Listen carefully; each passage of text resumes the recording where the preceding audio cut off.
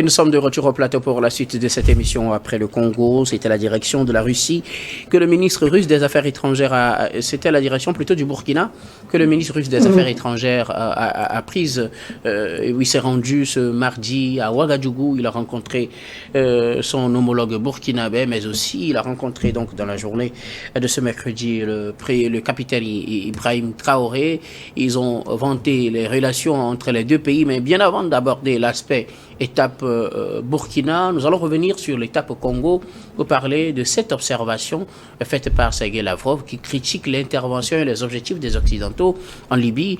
Mayaba et Louis Kamako, vous aviez des choses à ajouter? Je commence par vous, Mayaba.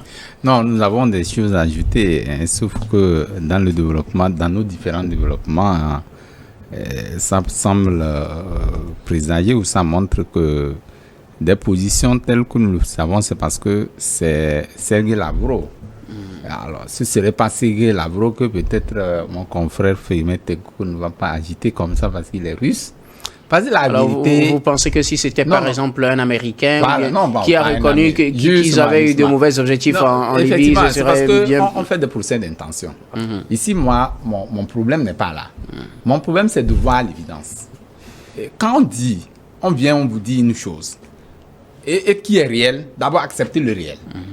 Dites-vous que ce qui est fait, c'est réel. D'abord, on l'accepte avant de voir l'autre aspect de la chose. L'autre aspect de la chose aussi, comme il a dit, les Russes, c'est une tournée africaine, hein, comme il le dit, le ministre russe des Affaires étrangères fait une tournée africaine, il est dans sa propagande et tout, ça c'est un aspect. Mais l'autre côté, ce que je voudrais peut-être faire comprendre à certaines personnes, c'est que quand nous parlons aujourd'hui de la diversification des relations bilatérales, des relations, c'est aujourd'hui pour comprendre qu'aujourd'hui, aucun pays ne peut vivre en autarcie. Que ce soit la France, que ce soit l'Amérique, que ce soit peut-être la Russie ou l'Afrique ou peut-être le Togo, on ne peut pas vivre en autarcie. Nous avons besoin des partenaires, du partenariat, comme qu'on puisse le qualifier, gagnant-gagnant ou je ne sais pas quoi. Tout partenariat est gagnant-gagnant en fait. Mais nous ne le sentons pas. C'est à différents degrés. Bon, c'est à différents degrés de gagnant-gagnant. Justement, mais c'est que dans ce différents degrés, on ne situe pas le degré où qui gagne quoi et qui ne gagne pas quoi. Mais on l'appelle comme son nom l'indique, un partenariat gagnant-gagnant. On l'accepte comme ça. Qui gagne plus, qui ne gagne pas plus, personne ne le sait. Mais ici, ce qu'il faut noter, c'est que cette tournée du ministre russe des Affaires étrangères a deux niveaux de compréhension. Le premier, c'est qu'il faut comprendre, c'est-à-dire qu'il dit ce qu'il relève, hein, c'est des aspects sur lesquels nous, Africains, nous sommes déjà conscients de la situation. Le second aspect, c'est qu'il y a une guerre que la Russie est en train d'ouvrir, hein, contre l'Occident et l'Amérique, qui, il avait déjà souligné qu'il n'a pas besoin d'amener des armes en Europe pour pouvoir combattre l'Europe. Aujourd'hui, il suffit que l'Europe qui fasse perdre la confiance de l'Afrique à l'Europe, aujourd'hui, il gagne la bataille. Donc, les Africains, sur cet aspect, doivent prendre conscience pour dire que non, on n'est pas là dans l'amateurisme, on n'est pas là dans le miroiter, ainsi de suite, non. Tout ce qu'on voudrait dira, dirigeant que vous êtes, vous devez prendre conscience qu'aujourd'hui, vous êtes tributaire de votre propre...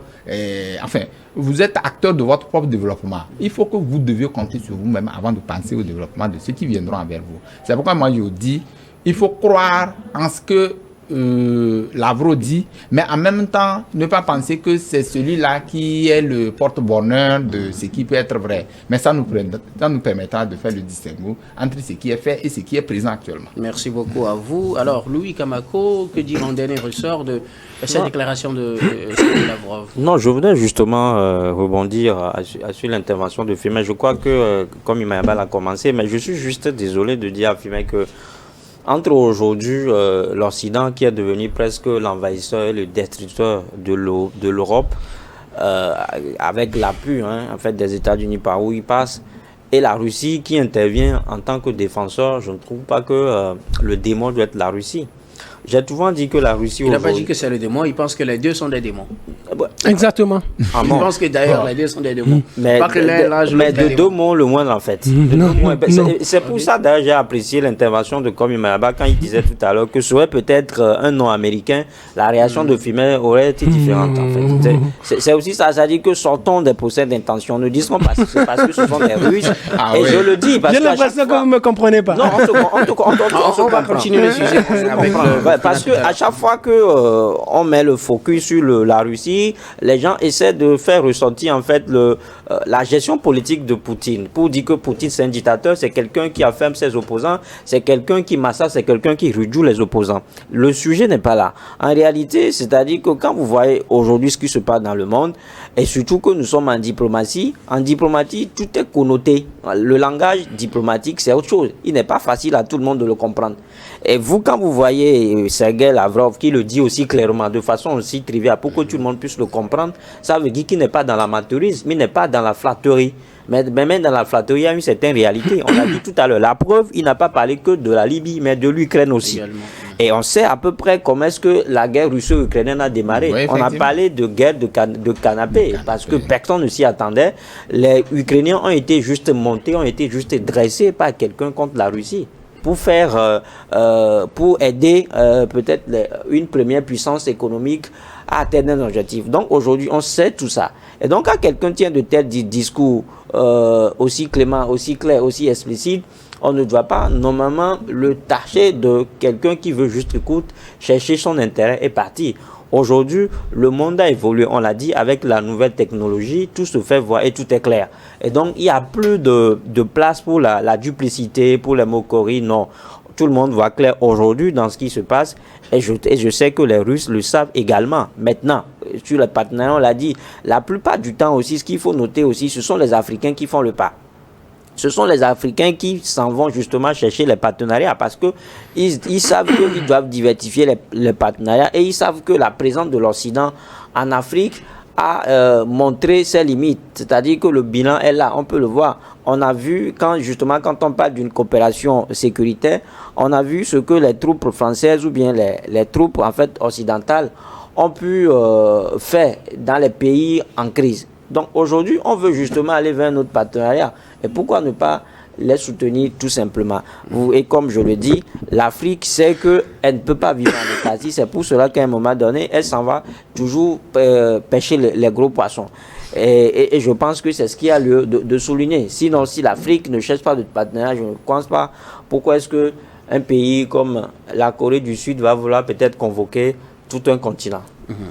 Merci beaucoup. Alors, sur ce thème-là, nous allons aborder donc le deuxième sujet, même toujours dans la suite de cette tournée africaine. Sergei Lavrov s'est rendu, comme je le disais en début, de cette partie à Ouagadougou, où il a vanté avec le ministre burkinabé des Affaires étrangères la coopération entre le Burkina et la Russie, coopération multiforme. Elle prend en compte les questions d'énergie, les questions de coopération diplomatique. D'ailleurs, l'ouverture de l'ambassade, la relance de l'ambassade russe à Ouagadougou. Aussi, la question de soutien sécuritaire de la Russie au Burkina, qui depuis un moment fait face aux attaques terroristes, et une relation bilatérale qui a été satisfaisante, si on en croit les termes des deux ministres. Voilà, je voudrais tout d'abord m'appesantir sur ce mot satisfaisante. Bon, depuis que le président le président du Burkina Faso, le chef de la junte, le chef de la junte, Traoré est au pouvoir, ça fait déjà 2 ans, non? Ouais, oui, bientôt. Bientôt 2 ans. Qu'est-ce qu'il y a eu comme réalisation et qu'est-ce qu'on a pu obtenir de façon plus concrète pour qu'on dise aujourd'hui qu'on peut exprimer un certain satisfecit vis-à-vis des accords conclus entre les deux pays. C'est la première question que je me pose. Et je me dis qu'on va répondre véritablement pas à la négative parce qu'il n'y aura pas grand-chose. Maintenant, l'autre chose, regardez, je vais prendre 3 petits points. Quand on dit ouverture d'une ambassade, quand on ouvre une ambassade, bien sûr, sur le plan commercial, les échanges vont connaître une certaine fluctuation, c'est une bonne chose. Les échanges vont évoluer. Et bon, on va trouver de l'emploi à quelques Burkinabés parce qu'il y a des Burkinabés qui vont travailler dans l'ambassade. Ça a toujours été comme cela. Il y aura des Russes, tout ça. Bon, c'est une bonne chose. Peut-être certains paniers de la ménagère vont être revus. Maintenant, sur le plan énergétique, qu'est-ce que le Burkina peut apporter? Maintenant, je laisse ça. Qu'est-ce que la Russie concrètement par rapport pour le Burkina Faso, pour que le Burkina Faso n'ait plus de problème d'énergie. Les questions des centrales nucléaires. Les questions, voilà, on parle de centrales nucléaires. C'est insignifiant, que ce n'est rien. C'est du menu fretin, en fait. Pour moi, c'est du menu fretin. Et maintenant, quand on parle des questions sécuritaires, bon, bien sûr, on dit les Russes, ils fournissent des armes au Burkinabé pour qu'on lutte contre le terrorisme. C'est aussi une bonne chose. Maintenant, est-ce que le terrorisme est éradiqué pour le moment? Depuis qu'on est là, on va nous dire, oui, qu'on a tué telle personne. Est-ce que c'est ça le problème? Qu'on a tué tel nombre, il y a des gens qui voulaient attaquer, mais on est venu, on a empêché l'attaque, on a tué. Mais est-ce que c'est ça? Regardez tout ce que je viens de... Est-ce que cela, fondamentalement, ça a permis au Burkina Faso d'aller un peu plus en avant? Moi, je ne pense pas. Juste dire qu'en réalité, tout cela ne va pas fondamentalement nous aider à évoluer. Pour faire développer un pays, moi je dis par exemple, regardez par exemple, l'as du monde a complètement muté. Les Africains n'arrivent pas à le comprendre. L'Europe l'a compris, les Occidentaux l'ont compris. Quand vous voyez par exemple les États-Unis et l'Europe, c'est environ 850 millions d'habitants. L'Afrique, au temps de la colonisation, c'était 100 millions d'habitants. L'Europe était à 400 millions d'habitants. Aujourd'hui, l'Afrique est à plus d'1 milliard d'habitants. Dans 30 ans, l'Afrique sera à plus de 2 milliards 500 millions d'habitants. Où se trouve la puissance, le pouvoir? Où devrait être réellement la puissance ou le pouvoir? Regardez l'Asie, ça fait 4 milliards d'habitants. Mais l'Europe, avec la Russie, ça n'atteint même pas 1 milliard, parce que 800 millions, et plus la Russie qui a plus de 200 millions d'habitants. Regardez, mais ce sont ceux-là qui vont nous contrôler. Il faut qu'on commence par réfléchir. La démocratie est à notre avantage. Nous avons un sous-sol qui est riche. Nous ne sommes pas riches. La démocratie, nous avons une population jeune. La démographie, oui, qui est à notre avantage. 1 milliard, c'est 100 millions d'habitants. 1 milliard, plus de 1 milliard d'habitants. L'Asie, 4 milliards. Les Asiatiques l'ont compris. Première chose. Mais... c'est ceux-là qui ne sont pas nombreux, ce sont ceux-là qui nous piétinent. Moi, je voudrais qu'on sorte de ce débat. Que les Africains eux-mêmes se disent, mais il est temps qu'on pense à notre développement. C'est ça, moi, mon problème. Les Africains doivent se dire, oh, il faut qu'il est temps pour développer un pays. Ce ne sont pas ce qu'on nous donne, c'est pas avec ça qu'on va se développer. Pour se développer, tout d'abord, il faut que vous maîtrisiez tout d'abord vos produits, le prix de vos produits que vous vendez à l'international. La deuxième chose, si vous arrivez à maîtriser cela, il faut que vous ayez de la liquidité pour pouvoir investir dans des industries lourdes. On n'arrive pas à investir dans des industries lourdes. Parce qu'on n'a pas de liquidité. À l'international, les liquidités sont bloquées. Il faut qu'on pense à comment les tractations menées pour avoir plus de liquidité. Alors, mais si on veut revenir au cas du Burkina, on sait que le pays fait face au terrorisme depuis quelques années. Et quand vous êtes dans ce genre de situation, il est difficile de parler de développement industriel, il est difficile de parler d'investissement, il est difficile de parler de liquidité parce que ceux qui doivent investir dans le pays, ils ont peur pour leur sécurité, ils ne viennent pas. Alors, n'est-ce pas important de mettre l'accent sur la sécurisation du pays et de se tourner vers un pays comme la Russie, par exemple? Non, on va passer combien de temps? Donc, ça veut dire, en réalité, celui-là qui manque de moyens pour se nourrir à la maison, il va s'attendre à ce que les problèmes sécuritaires soient réglés. Au moins, il vit, il n'est pas attaqué. Il n'est pas attaqué, il n'est pas mort. Il n'est pas mort, il est vivant, c'est déjà quelque chose. Non, à ce niveau, moi, je voudrais que la situation soit beaucoup plus intégrale. Qu'on ait une politique solide, qui tienne compte de tous les aspects. Pas qu'on vienne chaque fois nous brandir histoire de sécurité, histoire de terrorisme. Bien sûr, parallèlement, les États-Unis, ils luttent contre le terrorisme. Il faut avoir tout d'abord une politique de sécurité sérieuse, une politique de développement sérieuse. Et se dire, où est-ce que nous sommes en train d'aller? Aujourd'hui, on ne sait pas là où nous sommes en train d'aller. Pour se développer, il faut des industries lourdes, il faut de l'argent pour le faire. Il faut savoir comment maîtriser les ressources à l'international. Si vous n'arrivez pas à faire ça, vous ne pourrez pas aller loin. C'est comme vous l'avez dit, un menu fretin que de dire que les relations sont bonnes entre la Oui, c'est du menu fretin. Le Burkina Faso. Oui, c'est du menu fretin. Ce qui est en train de se passer, c'est du menu fretin. Ça ne va pas nous amener loin. Merci beaucoup à vous. Alors, Louis Kamako, les relations entre le Burkina et la Russie ont été magnifiées par les deux ministres des Affaires étrangères. Ils ont trouvé quand même que leur coopération a permis de faire quelque chose de grand pas dans la sécurisation, en tout cas du Burkina, mais aussi dans les autres secteurs où le Burkina collabore avec la Russie. Oui, si c'est eux qui le disent, on ne peut que constater et apprécier. Mais ce qui m'intéresse dans tout ça, c'est qu'à un moment donné, les deux partenaires ont jugé bon de s'asseoir et de faire un bilan de mi-parcours. Je crois qu'on l'a toujours dit qu'on ne peut pas gouverner un pays sans la communication. C'est pas, quand vous voulez gouverner, il y a aussi ce devoir de communication. Vous devez rendre compte au peuple. Donc, je crois qu'ils sont dans cette logique-là aujourd'hui. Et ça, c'est apprécié. Et c'est des choses rares en Afrique, hein, de voir des diplomates ou bien de voir des pays partenaires à un moment donné marquer une petite pause et dresser un petit bilan, hein, de ce qu'ils ont fait jusqu'à un instant donné. Donc, je crois que ça prouve à suffisance que les nouvelles autorités burkinabèses sont dans une innovation totale, c'est-à-dire qu'ils savent ce qu'on appelle reddition de comptes. Et elles savent aujourd'hui, les autorités burkinabèses savent en fait aujourd'hui ce qu'elles cherchent. Et parce qu'on l'a toujours dit, et je crois qu'elles-mêmes l'ont souvent soutenu, qu'elles ne sont pas là pour la politique, encore moins pour les élections, mais elles sont là pour libérer le pays.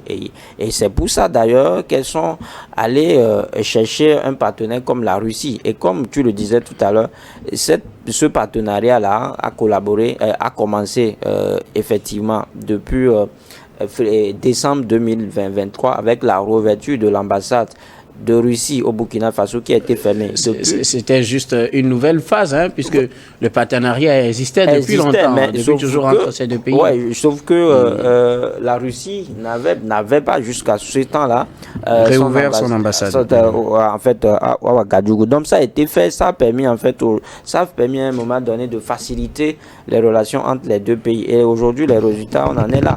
Maintenant, on met certainement le focus sur l'aspect sécuritaire. On sait que depuis un bon moment, le Burkina Faso est confronté à des attaques djihadistes, à une crise en fait sécuritaire. Et donc aujourd'hui, avec la présence des Russes, le bilan est là. On peut faire un petit bilan également là-dessus. Justement, en parlant de bilan, Pierre Menteko pense que c'est du menu fretin et ça n'a rien de sérieux. Vous, non, je suis triste quand j'entends Firmin parler de la CETI. C'est vraiment du menu fretin. Je pense que le Burkina Faso aurait tellement de problèmes. Et quand on parle du Burkina Faso, on doit également parler du Togo parce que on partage une frontière avec le Burkina Faso et on a toujours dit que lorsque les terroristes ou bien lorsque les assaillants ne sont pas maîtrisés de l'autre côté, certainement qu'ils vont trouver refuge en fait au Togo, et dans le nord Togo, d'Apan et tout cela. Mais ça n'a pas été le cas. Ça veut dire que sur le terrain, il y a un travail sérieux qui est fait. Et quand vous savez aussi les conditions dans lesquelles ils se battent, quand vous savez les conditions dans lesquelles ces militaires-là sont au front, ça vous donne aujourd'hui confirmation que, contrairement à ce que Firmin dit, ce partenariat est en train de porter du fruit. Et parce que le jeune capitaine Traoré, qui a fait objet de toute convoitise, on a dit tout récemment que en fait, un coup d'État aurait été tenté contre sa personne. Si tout cela a été déjoué, c'est parce que aujourd'hui il dispose d'un service de renseignement sophistiqué, un service de renseignement digne de ce nom, qui puisse les renseigner au fur et à mesure. Et donc, quand vous voyez, il est toujours là parce que le jeune capitaine même qui a été là, il était obligé de déposer monsieur Damiba à un moment donné. Aujourd'hui, les dispositifs sécuritaires sont en place, le service de renseignement est là et que tout le monde est renseigné. Et quand on ne peut pas combattre les terroristes quand on n'a pas justement ces outils-là. Il faut un renseignement sophistiqué. Et je crois que ce que dit le Burkina Faso, le Mali et le Niger diront la même chose. Parce qu'aujourd'hui, ils forment un seul État et ils ont pour partenaire... C'est 3 États différents pour le moment. Oui, c'est 3 différents, mais ils forment une seule alliance. Et donc, ils ont toujours, depuis là, regardé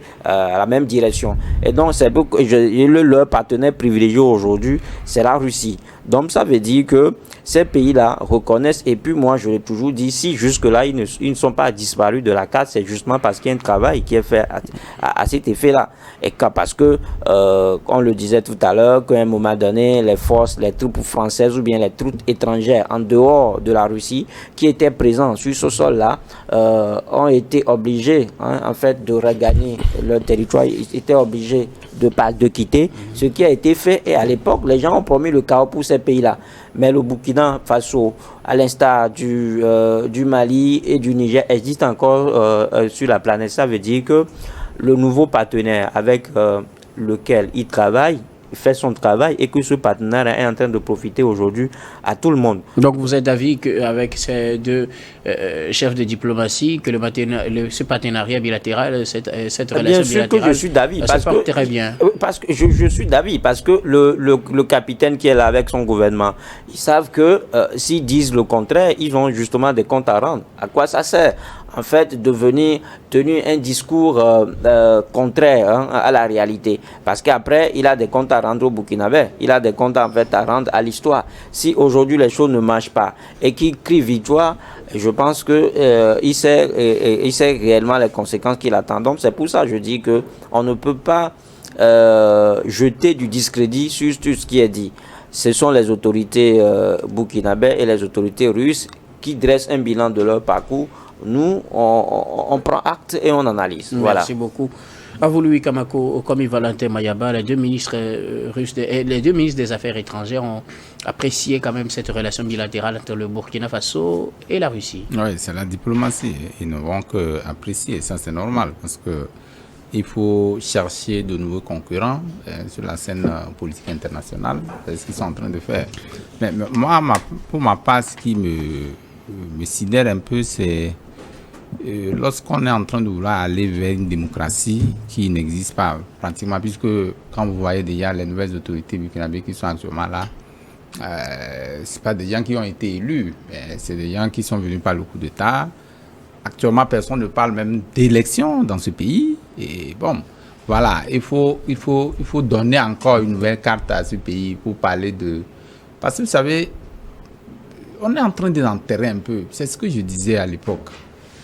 Actuellement, la démocratie ne semble pas prendre le pas sur ce qui est en train de se faire dans ces pays qui ont connu les crises. Quand on prenait le Burkina, quand on prenait par exemple le Niger, quand on prenait la Guinée, personne ne parle plus d'élection.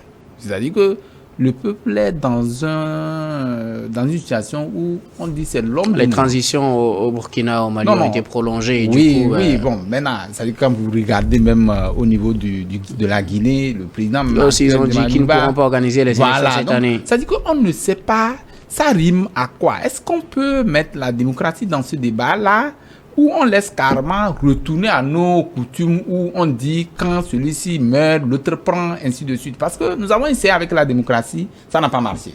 Parce que les élections en Afrique, généralement, ne règlent pas le problème africain. Ça, il faut le comprendre. Depuis un moment où les élections sont organisées, c'est des gâchis. Les gens vont aux élections, mettre de l'argent. À la fin, c'est les mêmes problèmes qui sont là. Donc, qu'est-ce qu'il faut faire? Là, les militants ont pris leur bâton pèlerin. Ils disent non, mais si c'est ça, celui qui vient au pouvoir, il ne respecte pas les principes de démocratie, il fait du gâchis, il fait de la gabégie, de détournement et tout. Nous, on le met, on le dépose, on le prend. Le bon sens voudrait que quand on le dépose, on le prend, qu'on mette quelqu'un, qu'on suit et on organise les nouvelles élections. Mais depuis un moment, ceux qui déposent les gens aussi ont pris goût. Ils ne veulent même pas partir. Voilà le débat. Le débat, actuellement, tout le peuple burkinabé est derrière, comment vous appelez, Traoré. Traoré fait du bien. Traoré, c'est l'homme du moment. Traoré, c'est tu. Moi, à mon avis, je ne comprends plus pratiquement rien. Qu'est-ce qu'il faut faire? Est-ce qu'il faut laisser le temps des militaires faire des coups d'État, rester parce que celui qui était là ne fait pas bien? ou bien mettre quelqu'un pour aller vers des élections, les organiser, mettre l'homme du peuple, le débat est là.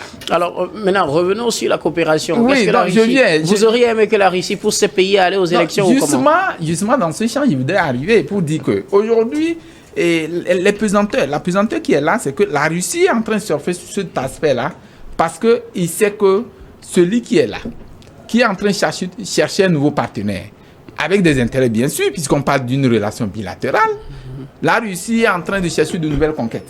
Il est arrivé avec le Burkina Faso. Maintenant, tous les yeux sont tournés vers la Russie. Il crée là, tout est là. La France est noircie. La France n'existe plus en Europe. Enfin, je parle de l'Europe.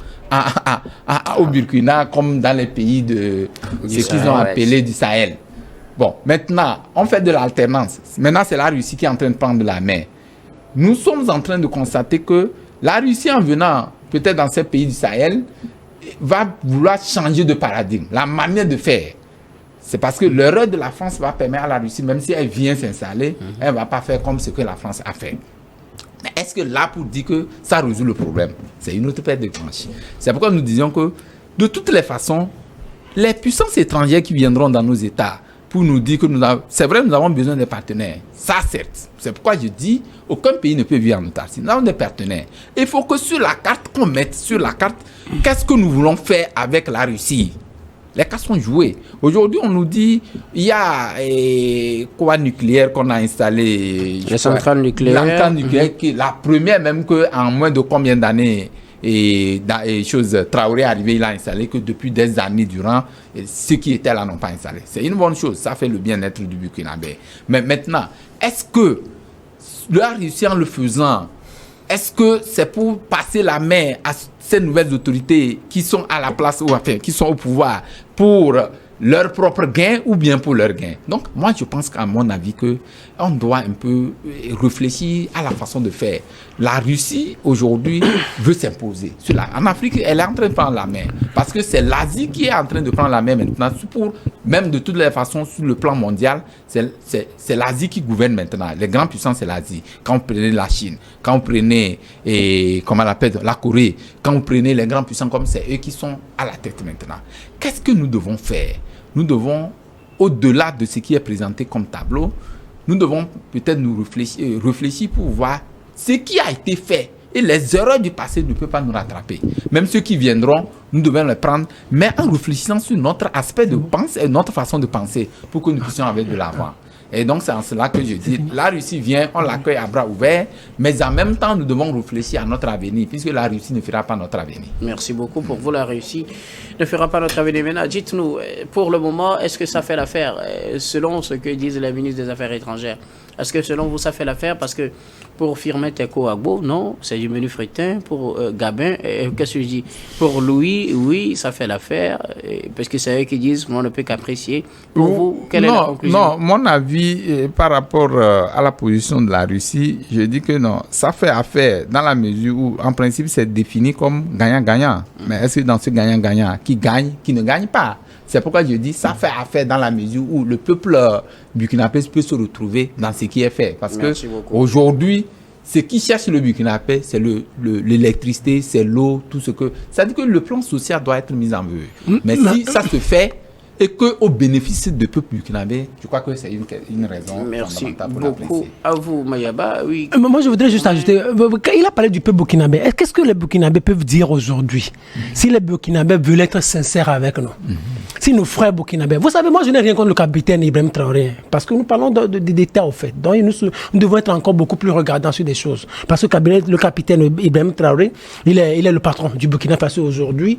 S'il fait quelque chose de bien, on peut le dire. Mais aujourd'hui, puisqu'il est venu avec une certaine force, il est venu avec un coup d'État, moi, je voudrais juste qu'il rende les choses beaucoup plus légales, et maintenant, il sera beaucoup plus en sécurité. Et l'autre chose, sur le plan social, Est-ce qu'il fait du bien au Burkinabé? Est-ce que le panier de la ménagère est toujours menacé? Est-ce que les journalistes font bien leur travail? Est-ce que la société civile elle fait bien son travail? Est-ce que les partis politiques sont libres de s'exprimer? C'est là où se pose fondamentalement le problème. Le problème, c'est ça, en fait. Rien à 100%. Donc, moi, je me dis, papa, s'il vous plaît, une seconde. Non, je suis d'accord par rapport à ce que vous dites, mais en même temps, comprenez que quand vous prenez un Burkinabé lambda aujourd'hui, vous faites l'analyse par rapport à ce qui a été fait, il vous dira qu'il a de la satisfaction. Oui, non, ce n'est pas seulement ça. Regardez par exemple, quand nous avons parlé du taux de croissance, donc, la croissance c'est quoi? C'est l'investissement et la consommation. Est-ce que l'investissement ça a évolué? Est-ce que la consommation ça a évolué? Est-ce que sur le plan social, quand on va à l'hôpital aujourd'hui, est-ce qu'on est satisfait? C'est ça aussi le problème. Est-ce qu'on va... C'est ça, c'est les questions comme... Voilà. Est-ce que quand on parle du PIB, est-ce que c'est Burkina Faso, c'est ce que ça a évolué? C'est ça au fait. C'est ce que nous voulons avoir comme résultat. C'est ça qui vous fait dire que pour vous, même avec la coopération russe, rien n'a changé pratiquement. Non, rien n'a changé pratiquement. Ce que les Burkinabés, moi j'ai des amis au Burkina Faso avec qui je change régulièrement. Rien n'a changé. Vous ne pouvez pas dire ça. Vous ne pouvez pas dire ça parce que aujourd'hui vous n'avez pas. Merci beaucoup. Je pense qu'on s'est compris. Nous allons marquer la pause pour le journal puis on revient juste après pour la suite de cette émission.